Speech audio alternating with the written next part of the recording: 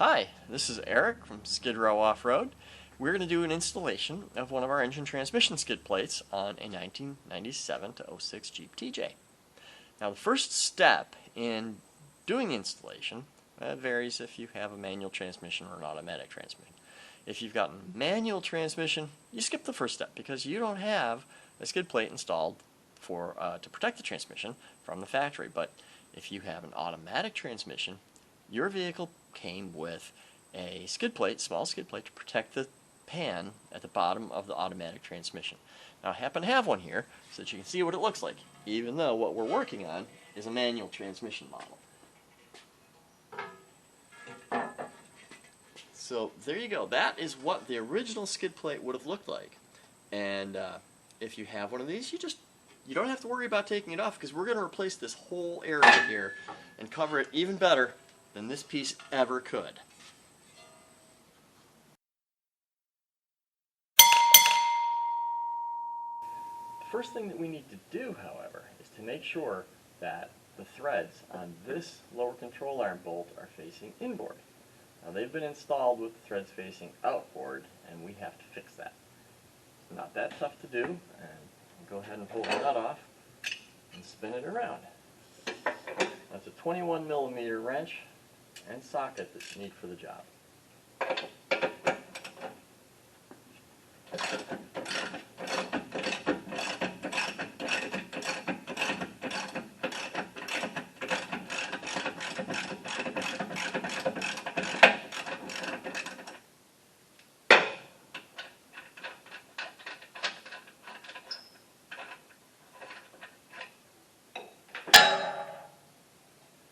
Okay, now with the nuts on, you just tap that out.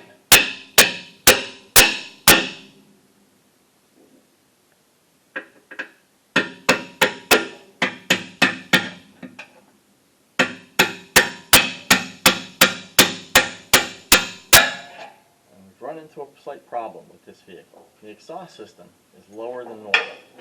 Now, being up on a lift, we're going to use this tall jack stand to raise up the exhaust system. Now you can use just a normal floor jack to do the same thing if you need to.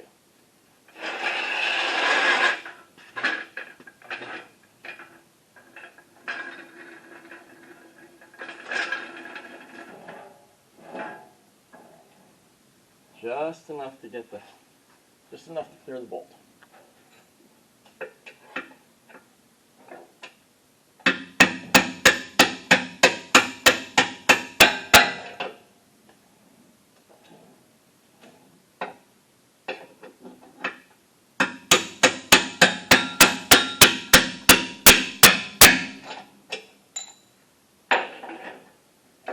Now the lower control arm is going to move a little bit.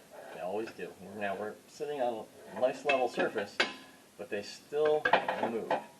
So what you need to do is just pry that lower control arm a little bit to get it to release. There we go. Okay. Now, once you've got it out, obviously we need the threads to face inboard. So to do that, it's easiest to use a drift punch. And we're going to stick it in right here. Easier to do if you can see it.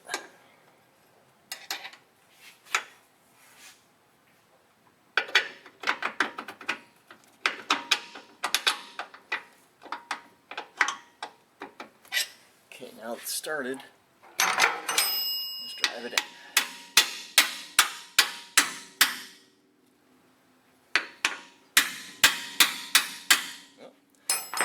Needs a little bit of forward movement. There we go.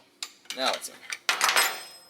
Now at this point we're going to leave the nut off of the bolt because we still have to install the skid plate over those bolt threads. We can now remove the jack, let that exhaust system back down, and just get this out of the way.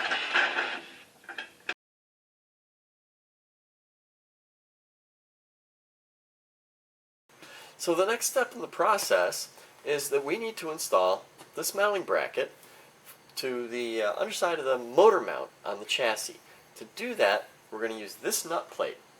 this nut plate gets slid into the chassis and provides an easy way of securing the bracket. Now, to install the nut plate, it's good to give it a little bit of a bend because the motor mount itself has an arc to it. So we slip this into the motor mount. Right there.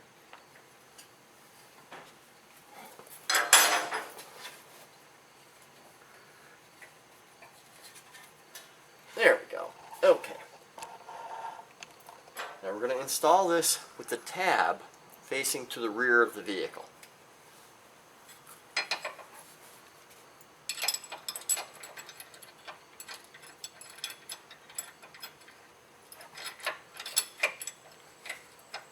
If we get that started, that would be wonderful.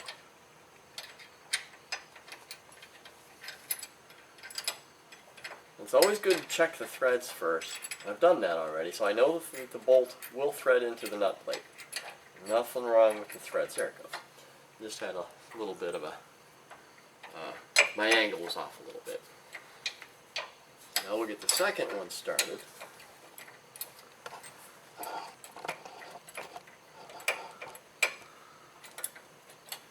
There we go. Alright.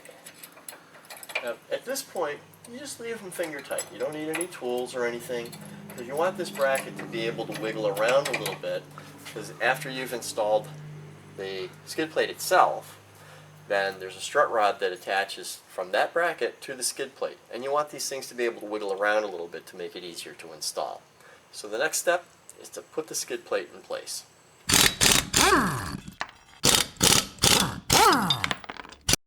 So now we're going to actually install the skid plate. It's a little heavy, but not too bad. So you take it and you slip that over those threads that we accessed earlier, that we made accessible earlier. Take the nut that we had taken off, and you just come on over here and get it started. Because that's going to do for us, it's going to keep the skid plate from falling down and causing a lot of noise, and etc., etc. So now we're holding it up, and we need to be able to hold the skid plate up against the transfer case skid plate so that we can drill some holes to bolt the two together. Now there's a variety of ways you can do that. You can either have a jack to hold it up, or you can use a C-clamp, which is an easy way of going about it. Yeah. Here we go. There it goes. There. Now the skid plate is held in place, and you can drill the holes needed to bolt the two together. Now, what I've noticed is that the front of the skid plate is really tight up against the exhaust system. Now, the hole on the side of the skid plate is slotted. It gives you a little bit of adjustment front to back. So we're going to want to slide the skid plate forward so that the exhaust system isn't touching the skid plate, because that would make a rattle and cause a problem. Now, you don't want to go too far, because then you wouldn't be in contact here anymore. But that's okay, because you can't go too far, because the slot's only so long. So this is actually pretty nice. We've got meat here that we can drill through all three spots. So at this point, we're ready to start drilling for the three bolts. They're carriage bolts. 3 carriage bolts that hold the engine transmission skid plate to the factory transfer case skid plate.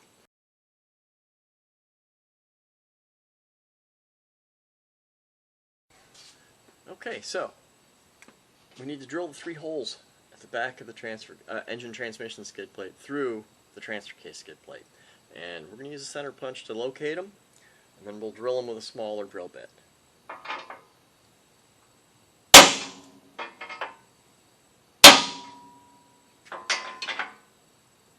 And that one's going to be a little difficult. Let's see here. There we go. Well, transfer punch is a specialty tool, sort of. You don't need it. You can use a normal punch. And I usually follow up with a normal punch anyways, because it leaves a little better, deeper impression than the transfer punch does. So if you just have this, that's fine. It's not critical that you use the transfer punch.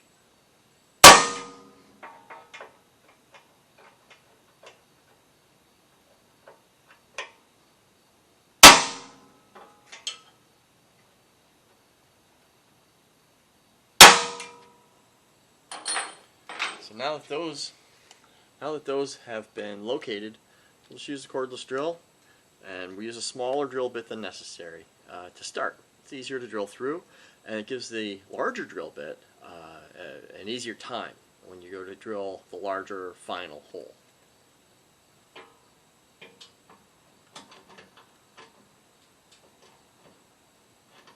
If I can find the spot, there we go. Nope, I guess I didn't find it.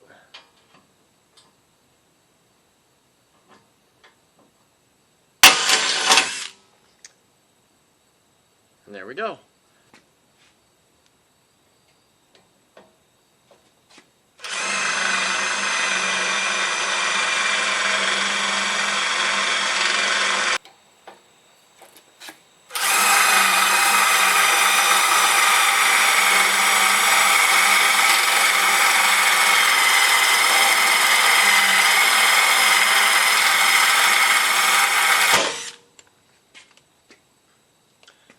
Now to make my life easier, I'm going to finish drilling these two holes and put the bolts in, so that then I can get rid of the C-clamp and I won't have to try and drill around it.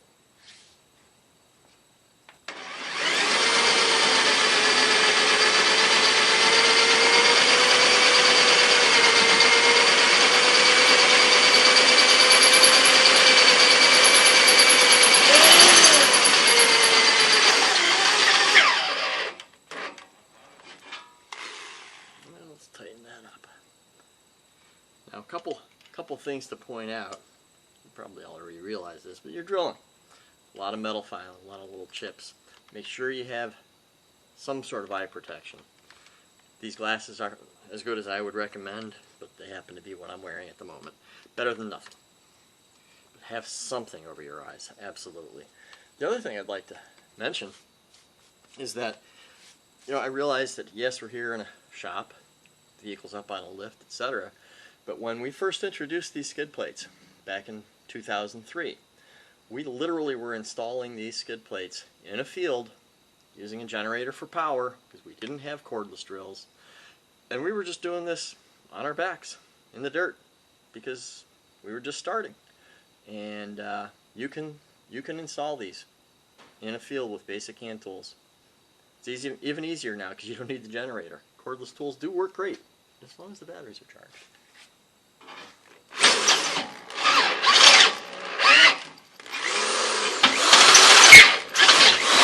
So once you've got the first hole drilled, we recommend putting one of the bolts in, fold it in position before you go and drill the other holes. The reason is simply that it's a little more secure that way. You're unlikely to knock this off, and if there's any variation in, if it shifted a little bit while you were trying to drill this hole, it won't with this bolt in place, and this hole will be in exactly the right location and the bolt will slip right in.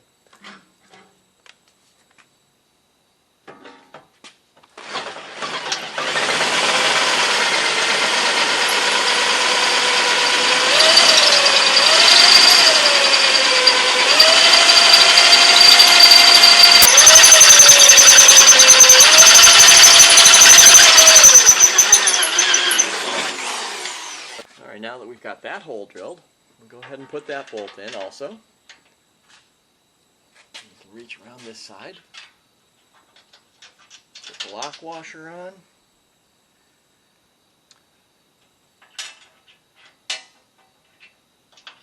then put the nut on.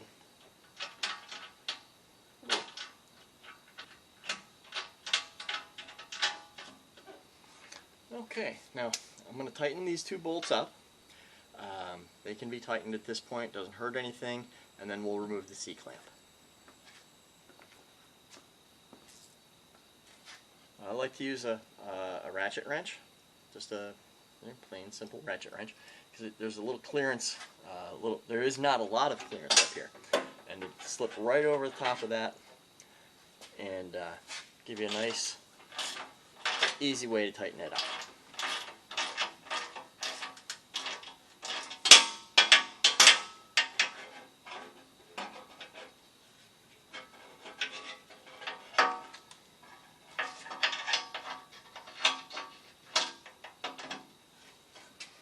There we go.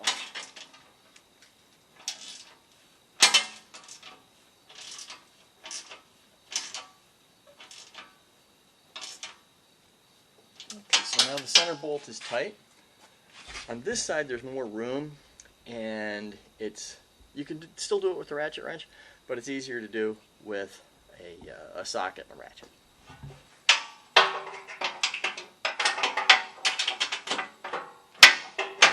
Oh, except maybe, no, there it goes. I was going to say the exhaust system being a little different on this one. Thought it was going to bite me, but it's okay. Here we go, we're getting that one tightened up.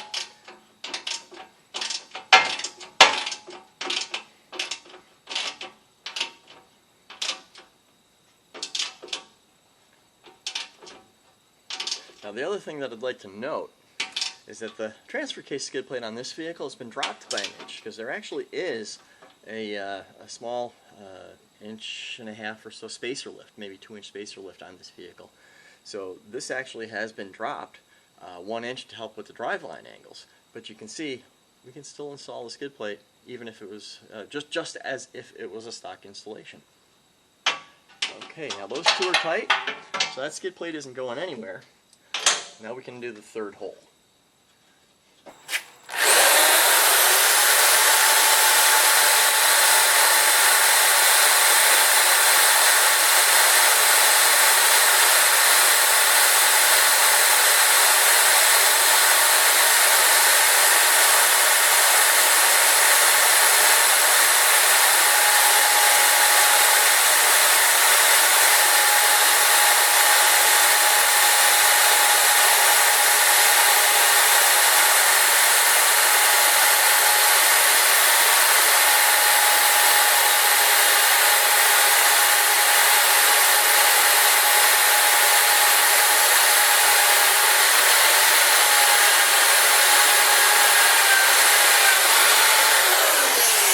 Okay, so now that we've got that third hole drilled, that's actually the toughest part of the installation, and we're past that.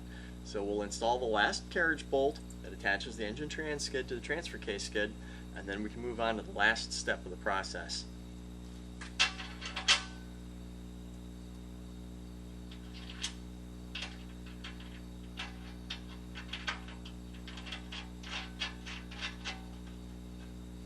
Now while it seems like there's a lot of room above it, there's a transmission mount in the way, so we're going to use the ratchet wrench again.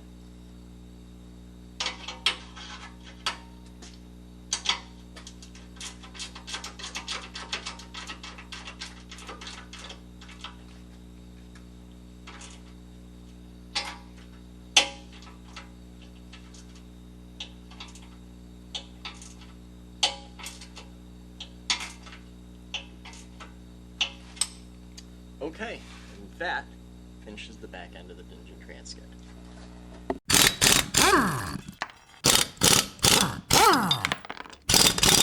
Okay, so now the last piece of the puzzle is a strut rod, and we're going to install that between the skid plate and the bracket that we installed earlier.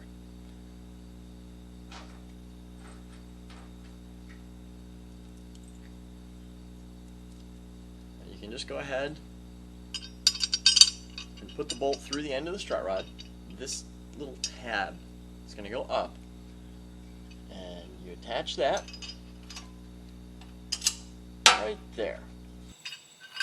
You go ahead and slip that through the bracket, and then we put the lock washer on, and then the nut. But just leave it loose. It doesn't need to be tightened up at this time.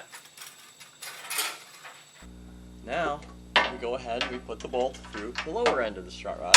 We can push up on the skid plate a little bit to get it through the hole there. And then we go ahead again, we use the lock washer and the nut.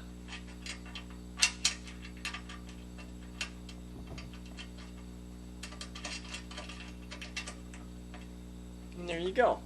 Now, if you look at this carefully, you'll see that the strut rod actually leans back a little bit, and that's okay. It doesn't hurt anything. It actually provides you with a little bit more clearance for the differential, etc. I mean, it's not like it's really tight, but on a stock height vehicle, it's more helpful than on a lifted vehicle. But at this point, we can tighten up the bolts, and then we'll tighten up the bolt over here and the job is done. You can go ahead and tighten up the bolts. They're 9/16 ratchet and wrench. Just go ahead and put that right there. Tighten it up.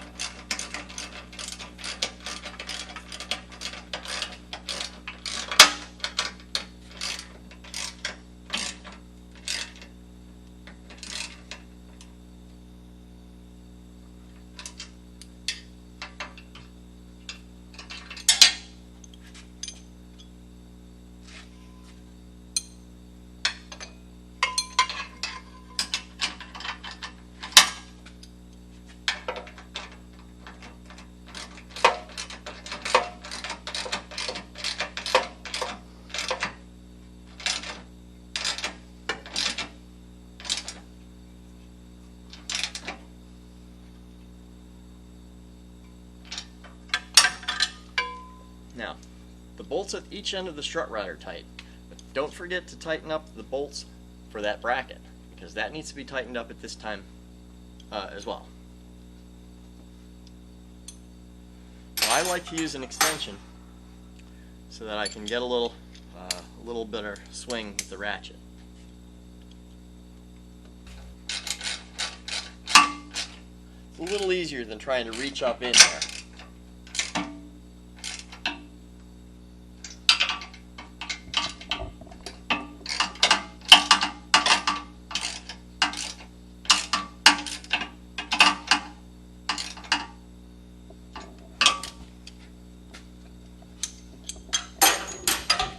Now, the last step of the process is to tighten up the bolt for the lower control arm.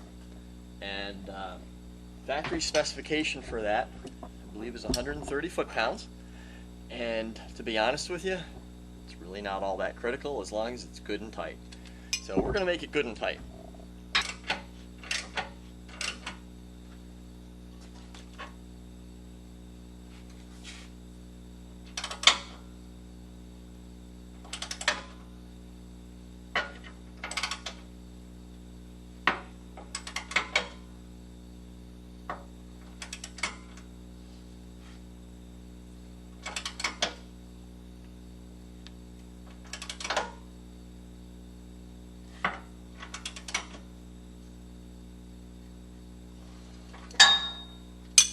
And there you have it. The skid plate installation is complete.